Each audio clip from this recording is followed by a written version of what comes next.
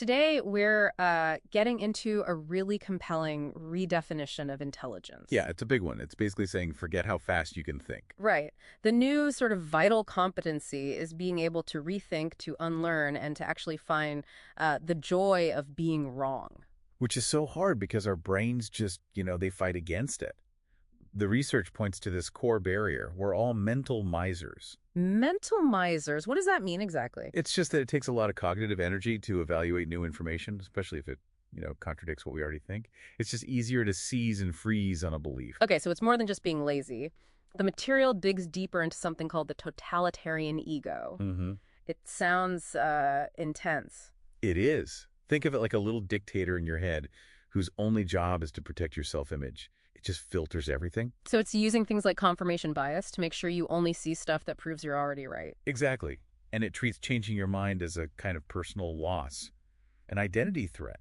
And the really wild part is that a high IQ can actually make this worse. Yeah, that's the paradox, isn't it? Hmm. If you're smarter, you're just better at building these really sophisticated arguments for why you are right all along, even when you're clearly not. So your intelligence becomes a weapon to defend your ego instead of finding the truth.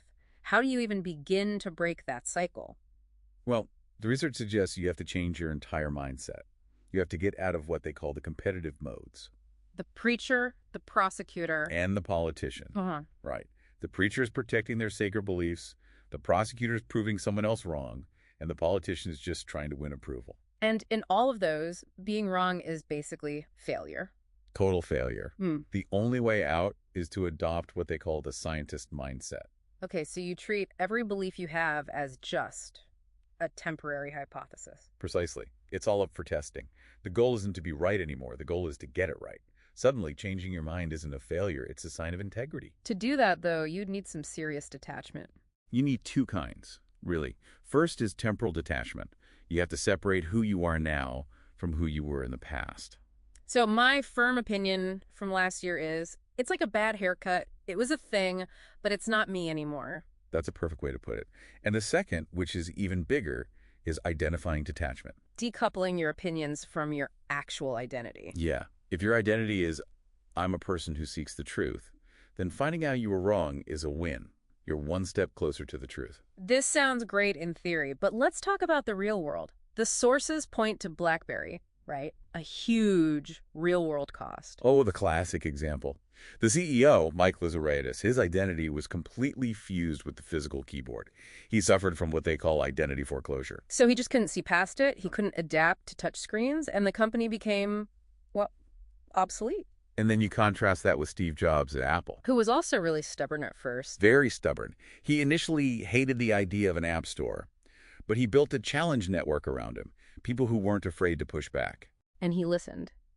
That points to this idea of confident humility. Exactly. It's having the confidence in your ability to learn, but the humility to know that your current way might be wrong.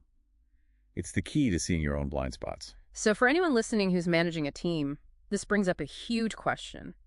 Do you hold people accountable for the result, the outcome, or for the process they used? The research argues really strongly for process. Outcome accountability, where you only care about the final numbers, can make people hide their mistakes. They take shortcuts. Because they're afraid to be wrong. Right. But process accountability, where you reward good thinking and sound logic, even if the result isn't perfect, that encourages the scientist mindset. It fosters real adaptation. And that really is the main takeaway here for you. The world is changing so fast, the half-life of what you know is shrinking. Mm-hmm. So the biggest advantage you can have is to see your own beliefs as temporary. To see your ignorance not as a weakness, but as an opportunity. That's it. The research really concludes that intelligence is no longer about how much you know. It's about how well you can doubt what you already know. True wisdom is knowing what you don't know. That's the edge.